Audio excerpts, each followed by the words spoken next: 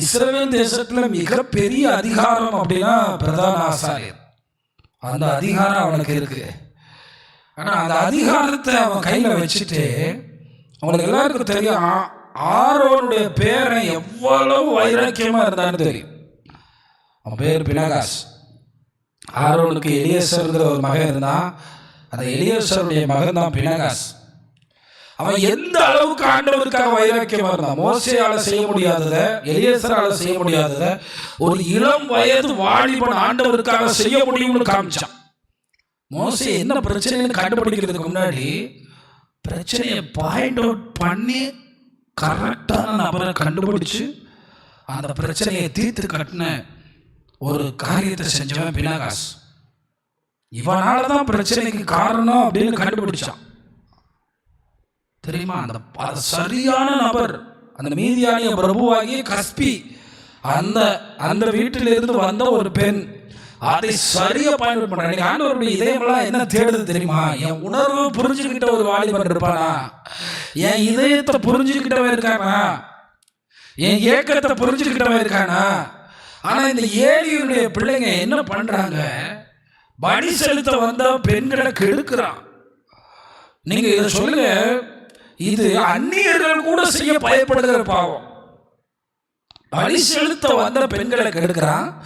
ஆண்டவருக்கு கொடுக்கப்படுகிற பலி இருக்கு, அந்த பலிய வேக வைக்கிறதுக்கு முன்னாகவே எடுத்து தனியா கொண்டு போய் அவனுக்கு ஏற்றபடி சாப்பிடுகிறதுக்கு காரியங்களை செய்கிறான்.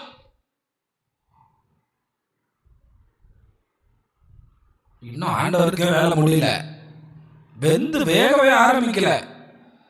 அவங்க 2 பேரும் தண்ணி அடிச்சுட்டே கேட்டு விடுறாங்க, அந்த இறைச்சியை கொடுங்க. அங்கே இருக்கிற ஆசாரியர்கள் சொல்றாங்க, அடைய ஆண்டவருடைய காரியத்தை இன்னும் செஞ்சு முடிக்கல, கொஞ்சம் பொறுங்க, நாங்கள் முடிச்ச பிறகு உங்களுக்கு தரோம் அப்படின்னு சொல்றாங்க. ஏன்னா எல்லாமே பிரதான ஆசாரியனுக்குரியதுதான். அவங்க எடுத்து போட்டது போக தான் மற்றது. ஆனா ஒரு சரியான தகப்பன் என்கிற கடமையில் அவன் நிற்காம போனதுனால,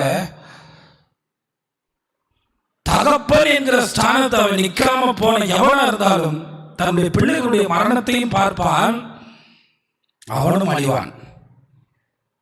பிற்காலத்தில் நீங்கள் தகப்பனாக போனாலும் சரி, தகப்பனாக தாயாக இருக்கிறவர்களா இருந்தாலும் சரி, நான் என்ன செய்யறது அப்படின்னு நீங்க கேட்டீங்கன்னா, என்னால தடுக்க முடியல நீங்க சொன்னீங்கன்னா, என்னால சொல்ல முடியலன்னு சொன்னீங்கன்னா, நீங்க அழிவை பார்க்கறதுக்கு ரெடி ஆகிக்கிறது,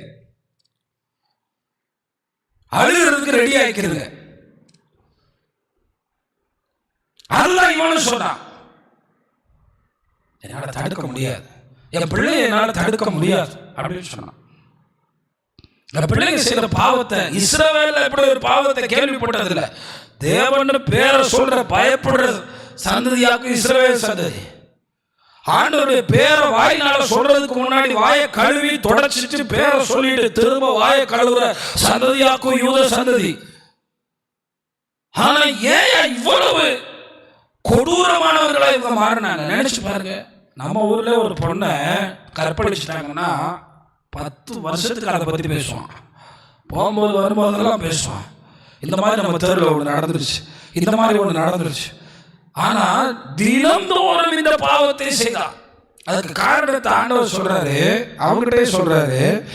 1 சாமுவேல் 4ஆம் அதிகாரத்துல, சாரி 1 சாமுவேல் 5ஆம் அதிகாரத்துல 27 இருந்து நீங்க வாசி. 2ஆம் அதிகாரத்துல 27 இருந்து, சாரி 1 சாமுவேல் 2:27 இருந்து வாசிங்க.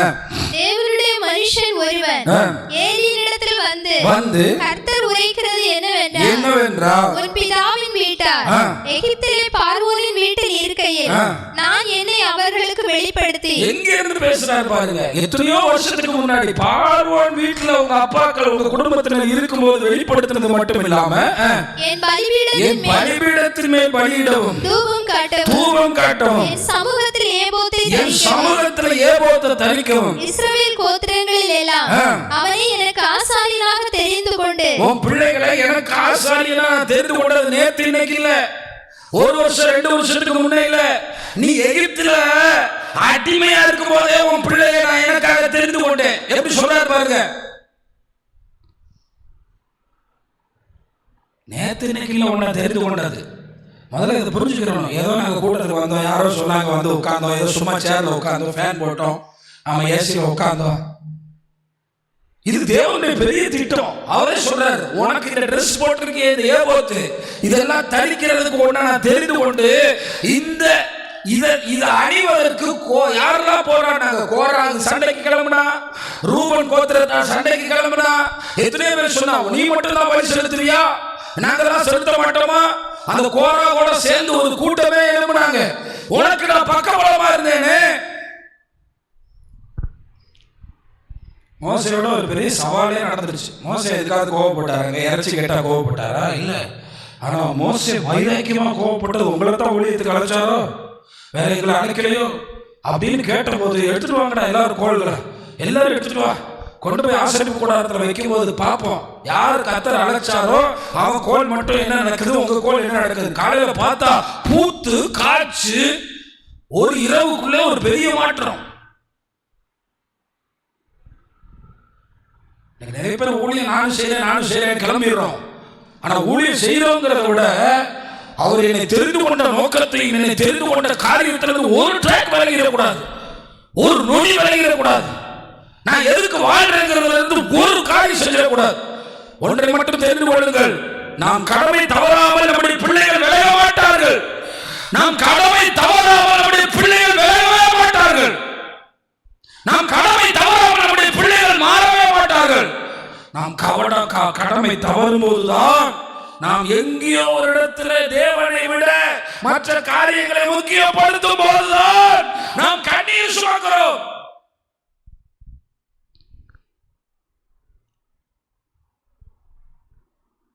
தெரியுமா, யாரு வேணாலும் கடவுள் யாருன்னு தெரியாம இருந்திருக்கலாம். ஆனா ஒரு பிரதான ஆசாரியருடைய பிள்ளை கடவுள் யாருன்னு தெரியாம இருக்க கூடாதுங்க. இன்னைக்கு நிறைய பிள்ளைங்க அப்படி அசந்தாட சர்ச்சுக்கு வருவான், சர்ச்சுக்கு வரும்போதே இன்னொருத்த பைக்ல ஏறி வருவான். பொம்பளை பிள்ளைங்க என்னென்னமோ நடக்கும், சர்ச்சுக்கு பாதியில எந்திரிச்சு போவான். இவனுக்கு தேவன் யாரு, தேவன் என்ன செய்யறாரு, தேவன் எல்லாத்தையும் பார்த்துட்டு இருக்காரு, தேவன் எல்லாத்துக்கும் சேர்த்துதான் ஆசீர்வாதத்தை தராரு. இவனுக்கு தெரியாது. ஏன் தெரியாதுன்னா உங்க அப்பா, ஏன் தெரியாதுன்னா இவன் வளர்ப்பு, ஏன் தெரியாதுன்னா இவன் கற்றுக்கொண்டது. அவனுக்கு பொறிச்சு கொடுக்கறாங்க நேரம் இருந்துச்சு. ஆனா கடவுள் யாருன்னு சொல்லி கொடுக்க நேரம் இல்லை, பொறிச்சு கொடுக்கறதா அவனுக்கு நேரம் இருந்துச்சு. பிள்ளை பொறிச்சு திங்கட்டும் நல்லா அப்படின்னு பொறிச்சு கொடுத்தான். ஆனா கடவுள் யாருன்னு தெரியல. நீங்க கவனிச்சு பார்த்தீங்கன்னா தெரியும். 12ஆம் வசனம் 2ஆம் அதிகாரம் 12ஆம் வசனம் பாருங்க. ஏலியின் குமாரர் பேலியாளின் மக்களாய் இருந்தார்கள். உங்க பேர் போட்டுக்கிட்டீங்களா? இன்னைக்கு நிறைய சர்ச்சில் உள்ள விசுவாசிகளை பார்க்குறேன். அவங்க பிள்ளைகளுக்கு பாஸ்டர்கிட்ட எப்படி பேசணும், சபையில எப்படி உட்காரணும், சபையில எப்படி பாடணும், சபையில எப்படி பயபக்தியா இருக்கணும் தெரியல. ஏன் அவங்களுக்கு அதெல்லாம் சொல்லிக் கொடுக்க மாட்டாங்க, அதெல்லாம் சொல்லிக் கொடுக்க மாட்டாங்க. அதெல்லாம் அவங்களுக்கு நேரம் இல்லை. இந்த மாதிரி கொலுசு வாங்கி போட்டுக்க, இந்த மாதிரி இப்படி சிங்காரி, இப்ப சொந்தக்கார வீட்டுக்கு போற இந்த மாதிரி டிசைன் பண்ணிக்க. நீங்க நிறைய பேர் அப்படி இருக்கிறாங்க. நீங்க பாத்துருக்கீங்களா? நான் பாக்குறேன். இங்க இருக்கிற எத்தனை அம்மா மாறுவோம் உங்க பிள்ளைகளுக்கு ஆண்டவர் யார், ஆண்டவருக்கு எதை செஞ்சா கோபம் வரும், எதை செஞ்சா கோபம் வராது, ஆண்டவர் எதை விரும்புறாரு, ஆண்டவர் எதை வெறுக்கிறார் சொல்லி கொடுத்துருக்கீங்களா? சொல்லி கொடுத்துருக்கீங்களா? சொல்லி கொடுத்துருக்கீங்களா? இது நல்லா இருக்கா? ஏலியின் குமாரர் தேவனுடைய மக்களாக இருந்தார்கள். அவர்கள் கடவுளை அறிந்திருந்தார்கள். சாப்பாடு கடவுள் சமூகத்தில், எல்லாம் கடவுள் சமூகத்தில், எல்லாம் ஆண்டவர் மூலமா நமக்கு கிடைக்கிறது. இங்க இருக்கிற யாராவது பாஸ்டருக்கு தானே அப்படி எழுதி இருக்கு அப்படின்னு நினைச்சீங்கன்னா, புதிய ஏற்பாட்டுல பாஸ்டருக்கு ஒரே பரலோகம் தான், விசுவாசிக்கு ஒரே பரலோகம் தான். புதிய ஏற்பாட்டுல ஆசாரியம் பிரதான ஆசாரியன்னு யாரும் தனிப்பட்ட முறையில இல்லை. நம்ம எல்லாரும் மேலும் அன்பு கூர்ந்து நம்ம ராஜாக்களாவும் ஆசாரிகளாவும் ஆக்கியிருக்காருன்னு தான் போட்டிருக்கு. நம்ம எல்லாருக்கும் ஒரே பதவி தான், ஒரே டெசிக்னேஷன் தான் போட்டிருக்கு. அப்புறம் நம்ம ரொம்ப கவனிக்க வேண்டிய விஷயம், பொறுப்பா நடந்துக்கிறாங்க. அம்மாவும் மகளும் உட்கார்ந்து சினிமா பாக்குறாங்க 4 மணி நேரம். அதே மகள்கிட்ட கேட்டு பாருங்க, உனக்கு ஆண்டவர் யாருன்னு தெரியுமா, எதை செய்யக்கூடாதுன்னு தெரியுமா?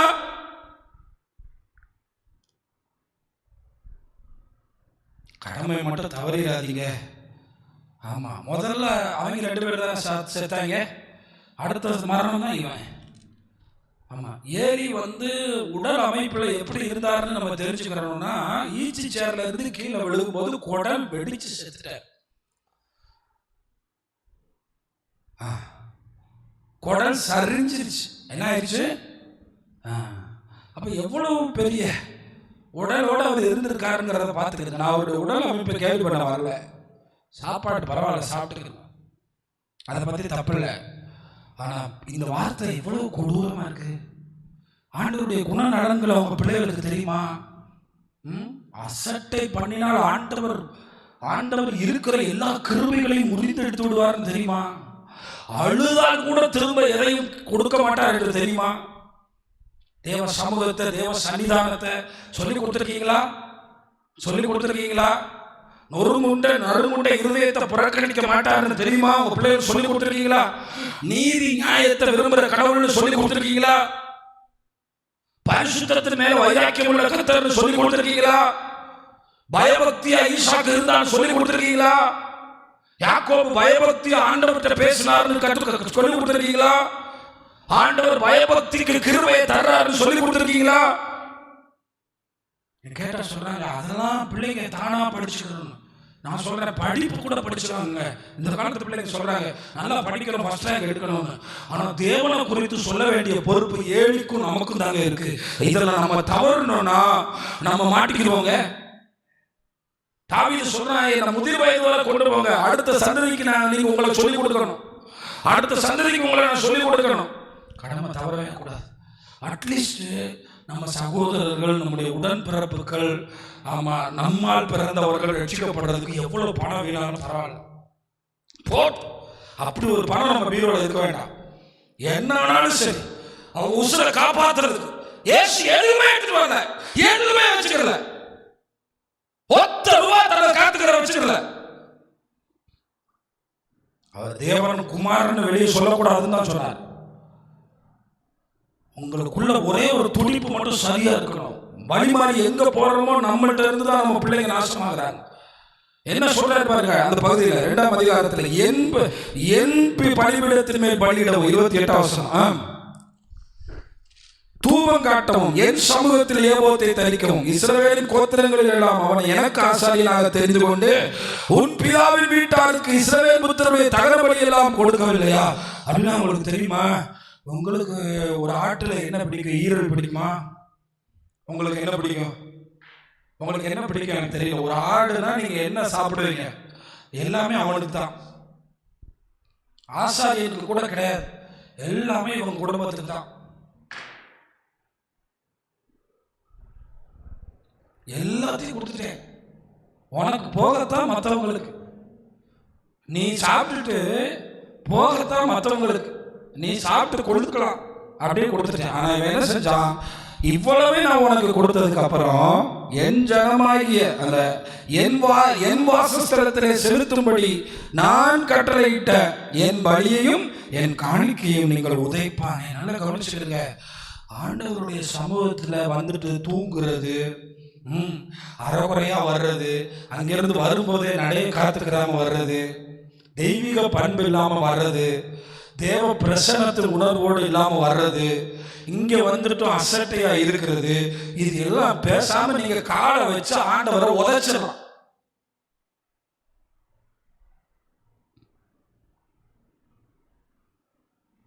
அந்த நிலைமைக்கு தள்ளிட்டோம். தேவன் இங்க இருக்கிறாருங்கிற விசுவாசத்தோடு இருக்கிறவங்க தேவ சமூகத்துல மிக பயபக்தியா தான் இருப்பாங்க. அதுதான் இங்க முக்கியம். அங்க அவன் என்ன செஞ்சான்? உதைச்சிட்டான். நிறைய பேருக்கு ஆண்டவர்னா ரொம்ப பிடிக்கும்னு சொல்லிட்டு ஆண்டவரை உதைக்கிறோம், ஆண்டவருடைய வார்த்தையை உதைக்கிறோம், ஆண்டவருடைய சத்தியத்தை உதைக்கிறோம். எனக்கு ஒண்ணு மட்டும் சொல்றேன், நம்ம ஆண்டவர் எவ்வளவு நல்லவர்னா, ஒரு 2 தடவை 3 தடவை எச்சரிக்காம ஒருத்தனை தூக்கவே மாட்டார். ஆனா நம்ம சபையில 100 தடவை எச்சரிக்கிறார். கர்த்தருக்கு சித்தமானா பாவம் செய்ய பிசாசு சொல்றாங்கல்ல, பாவம் செஞ்ச பிறகு நடக்கிற தண்டனை எப்படிங்கிறத ஒரு நாள் உங்களுக்கு காண்பிக்கிறேன். செஞ்சு முடிச்ச பிறகு என்னென்ன நடக்குங்கிறத உங்களுக்கு காண்பிக்கிறேன். எவ்வளவு கொடூரமானது. ரிட்டர்ன் வாங்க முடியாது, ரிட்டர்ன் வர முடியாது, ரிட்டர்ன் திரும்ப முடியாது, அவ்வளவுதான். அதனாலதான் அழுத்த நிறுத்தமா உங்க பிள்ளைகிட்ட சொல்லுங்க, பாலியல் பாவம் செஞ்சா செத்தடா. நான் சொல்றேன், திருமணத்துக்கு முன்னாடி ஒரு பையனோ பெண்ணோ அப்படிப்பட்ட பாலியல் பாவத்துக்குள்ள போயிட்டாங்க, இந்த மேடையில திருமணம் நடத்தாதுங்கிற ஆண்டவர் வேற மாதிரி மாறிடுவார், ஆண்டவர் வேற மாதிரி ஆயிடுவார். தெளிவா இருந்துருங்க. ஆண்டவர்கிட்ட மட்டும் விளையாடிட்டு போயிடக்கூடாது. விளையாட்டல்ல ஆண்டவர், இல்லைன்னா படிச்சுக்கிடுங்க. ஒரு உலகத்தில் எத்தனை பேர் இருக்கலாம், ஆனா அவன் அப்படி செய்யக்கூடாது. ஏன்னா அவனுக்கு கடவுள் யாருன்னு சொல்லி கொடுக்கல. இன்னொன்னு சொல்றேன், சர்ச்சில் வந்து தூக்கதான் வருதுன்னா வீட்டிலே தூங்கிடுங்க. இங்க வந்து அவர் சமூகத்தை விதிக்காதீங்க. ஏன்னா நீங்க நைட் ஷிஃப்ட் தான் போடுவீங்கன்னா அங்கேயே தூங்கிடுங்க. தேவ சமூகத்துக்குரிய ஒரு பெரிய பயபக்தி இங்க இருக்கணும். நம்முடைய தகப்பனாகி ஆபிரகாம் ஆண்டவர்கிட்ட பேசுறதுக்கு முன்னாடியே பயந்தான்.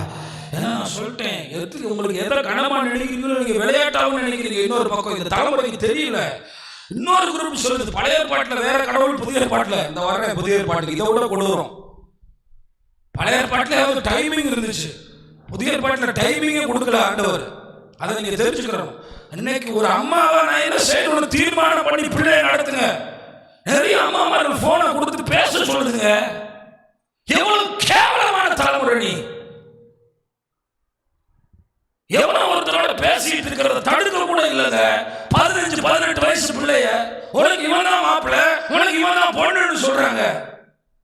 எப்படிங்க இது ஒரு தாயா இருக்க முடியும்? தெரியல. நாளைக்கு அவன் மாறி வேற ஒரு பொண்ணை கூட்டிட்டு போயிட்டானா, சமுதாயத்தை கூப்பிட்டு ஊரை கூப்பிட்டு சரியான வயது வந்து ஒரு நிச்சயதார்த்தம் பண்ணி எல்லாம் ஸ்ட்ராங் ஆகுற வரைக்கும் எத்தனை திருமணங்கள் உடைந்து உடைந்து உடைந்து உடைந்து கல்யாணத்துக்கு முன்னாக கல்யாணத்துக்கு பின்னாக போகிறது தெரியுமா?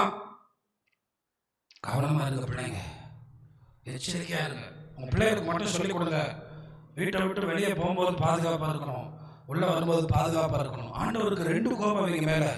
பலி அலட்சியம் பண்ணது வேற, பாலியல் காரியத்திலவே செஞ்சது ஆலயத்துக்கு பரிசுத்தத்துக்கு வர பிள்ளைங்களை கெடுத்தது. இது 2ஐயும் சொல்லிக் கொடுக்காம அவன் எப்படி கூப்பிடுறான் பாருங்க. ஏன்னா 7 இருந்து கர்த்தர் என்ன எதிர்பார்த்தாரு தெரியுமா? என்ன எதிர்பார்த்தாருன்னா, ஆமா டே வெளியே போடா ராஸ்கல் அப்படின்னு சொல்லணும்னு எதிர்பார்த்தார். என்ன வெளியே கிளம்புடா அப்படின்னு சொல்லணும்னு எதிர்பார்த்தார். அப்படி ஒரு ஆள் சபைக்கு தேவையில்லைங்க. அவலட்சணமான கூட்டம், அருவருப்புகளை அரங்கேற்றுகிற கூட்டம். ஆனா இவன் என்ன சொன்னான் தெரியுமா? என் பிள்ளைங்களே எப்படி 24 வசனத்தை பாருங்க, 2:24. குமாரனே வேண்டாம். பாத்தீங்களா,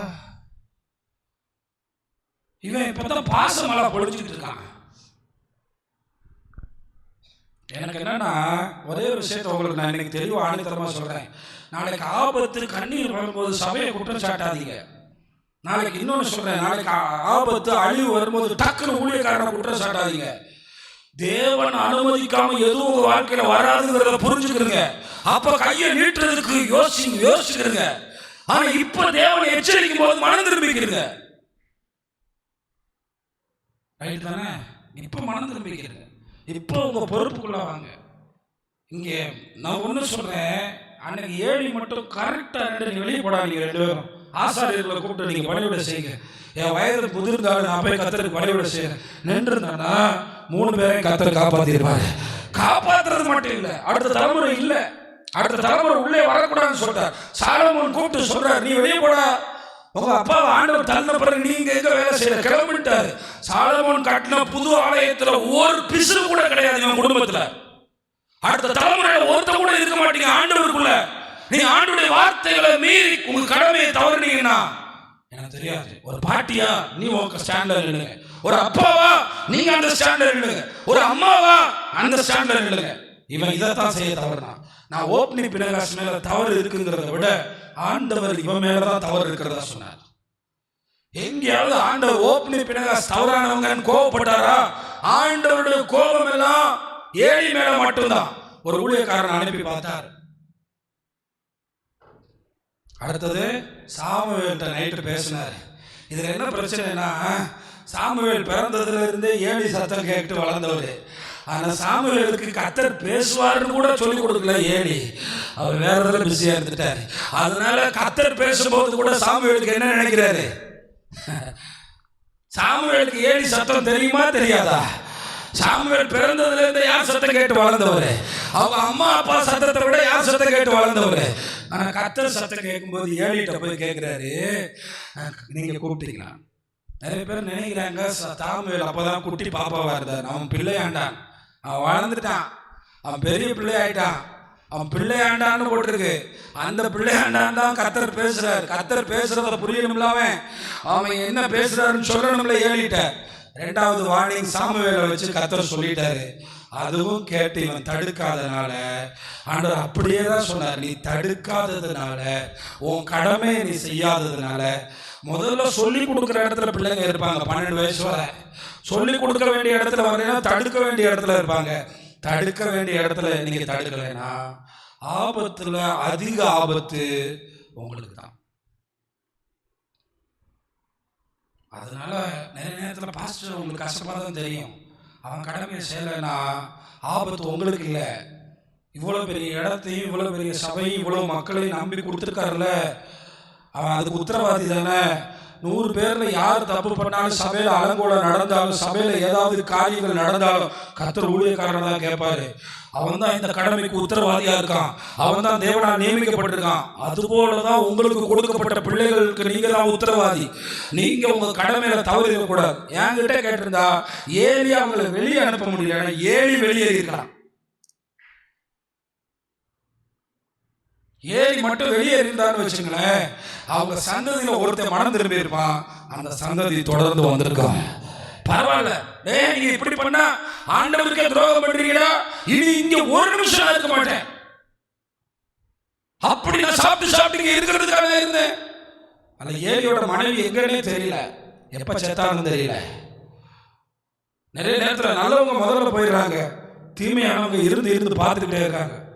இன்னைக்கு நிறைய கிறிஸ்தவங்க பிள்ளைகளை தடுக்க தவறி சொன்னா கோவிச்சுட்டு வா பாஸ்டர், சொன்னா வீட்டை விட்டு நீ கிளம்புங்கிற, சொன்னா வீட்டை விட்டு போயிடுவா பாஸ்டர், சொன்னா பேச மாட்டா பாஸ்டர், சொன்னா பேசாம இருப்பான், செத்துருவேன் பாஸ்டர், அவன் செத்துருவாப்பா. இதெல்லாம் படிக்கும் போது உங்களுக்கு பயம் வருதா? என்னங்க ஒரு நாளில் எத்தனை மரணங்கள் நடக்குது? அவங்க 2 பேரும் பெட்டியை வேற தூக்கிட்டு போறாங்க யுத்தத்துக்கு. இவ்வளவு அநியாயத்தையும் பண்ணிட்டு பெட்டியை தூக்கிட்டு போறாங்க பெலிஸ்தரோட யுத்தத்துக்கு. இவ்வளவு அநியாயம் பண்ணிட்டு பெட்டியை தூக்குறதுக்கு அவனுக்கு தகுதி இருக்கா? பெட்டியை கொண்டு போய் யுத்தத்துல முன்னாடி வச்சாச்சு, கர்த்தர் யுத்தம் பண்ணுவார். பெட்டியை பிடிச்சாங்க பெலிஸ்தர். பெட்டியை பிடிச்சா பெட்டி பக்கத்துல இருக்கிறது 2 பேருக்கும் ஓப்னி பினகாஸ் 2 பேரை கொலை பண்ணிட்டாங்க. செய்தி ஏலிக்கு வருது, ஏலி சேர்ல இருந்து கீழே விழுந்துட்டார். என்ன நடந்திருக்கு தெரியுமா? செய்தியை கேட்டவனா அழுகிறதுக்காக என்ன பண்ணாரு? எந்திரிச்சார். அழுகிறதுக்கு எந்திரிக்கும் போது பேலன்ஸ் தப்பிடுச்சு. பேலன்ஸ் தப்பினோடனே என்ன ஆயிட்டாரு? கீழே விழுந்தார். கீழே விழுந்த உடனே குடல் சரிஞ்சிச்சு, பெடரி முடிஞ்சிச்சு, பின்பக்கமா விழுந்துட்டார். சாரி, வயசான நேரத்தில் பேலன்ஸ் கிடைக்கல.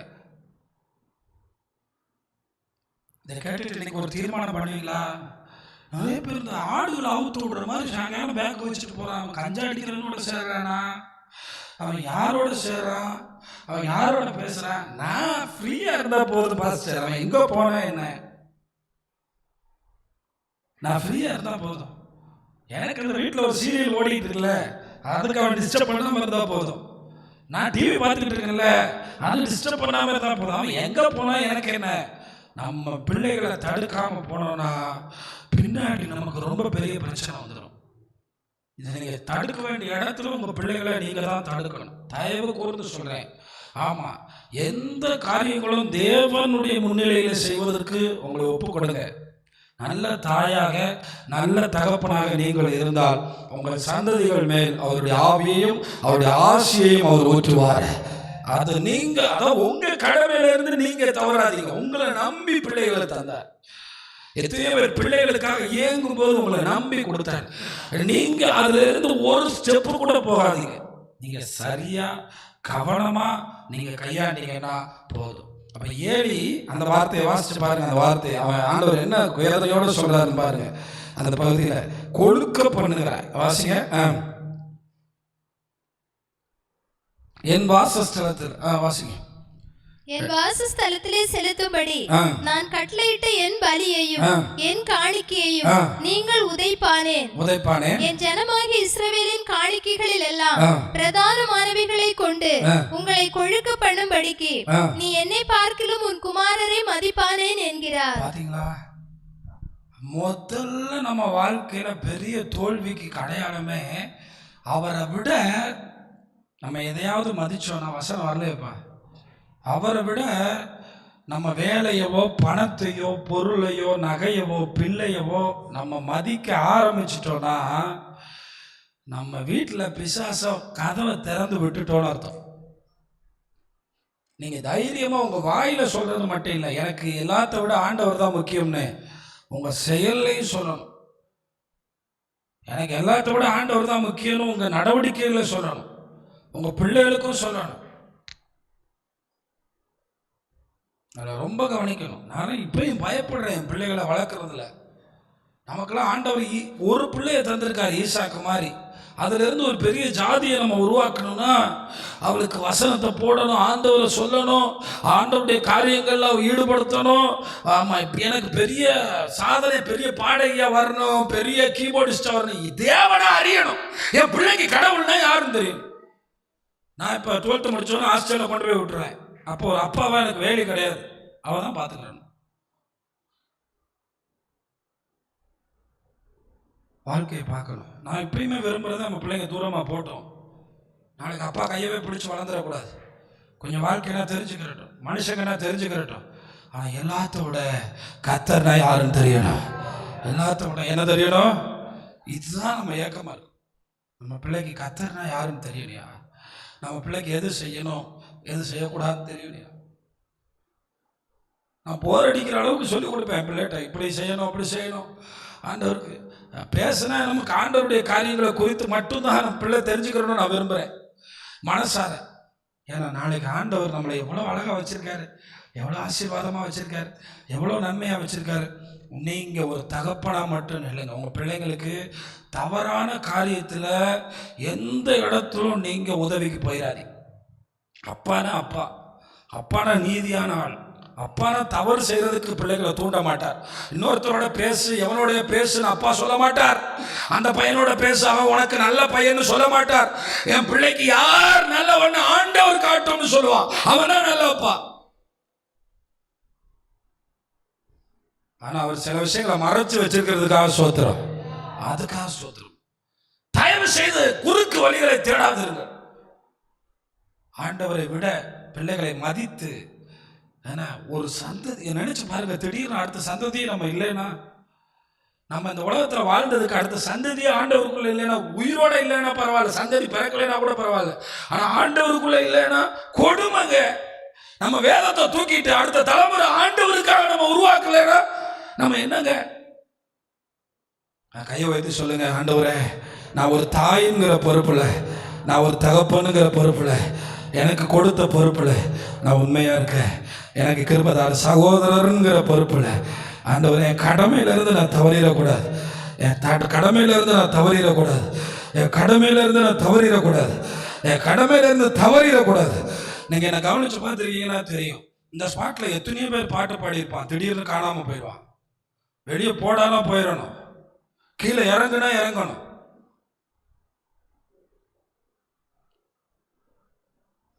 அவன் கோச்சுக்குருவானேன்னு இங்கே பார்த்துட்டு இருந்தோன்னா ஆண்டவர் கேட்பார், உனக்கு என்ன விட அவன் முக்கியமா? இப்படித்தான் இருக்கும் சபை. ஏன் அப்படி இருக்கும் தெரிஞ்சுக்கிறீங்களா? அதை நீங்கள் புரிஞ்சுக்க. எத்தனை ஊழியக்காரங்க என்கிட்ட கேட்டிருக்காங்க, நீங்கள் ஏன் இதை செஞ்சுருக்க கூடாது? செஞ்சவங்களே வந்து என்கிட்ட கேட்டிருக்காங்க.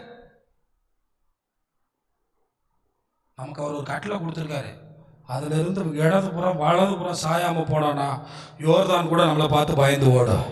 அல்லேலூயா. ஒரு வீட்டில் கூட காசுக்காக போய் நம்ம நிற்கிறதுக்கு அவர் விட மாட்டார், காசு இல்லைன்னு சொல்ல விட மாட்டார். நமக்காக எல்லாத்தையும் அவர் செய்வார். நம்பருக்கு மட்டும் கையை தட்டி அல்லேலூயா. அதனால சொல்றேன், நீங்க கடமையில இருங்க. அவர் நிறைய நமக்காக மறைச்சு வச்சிருக்காரு. நம்ம பொறுப்புல மட்டும் சாப்பிட்டியாடா, அதை விட நீ ஆண்டவருக்குள்ள இருக்கணும்.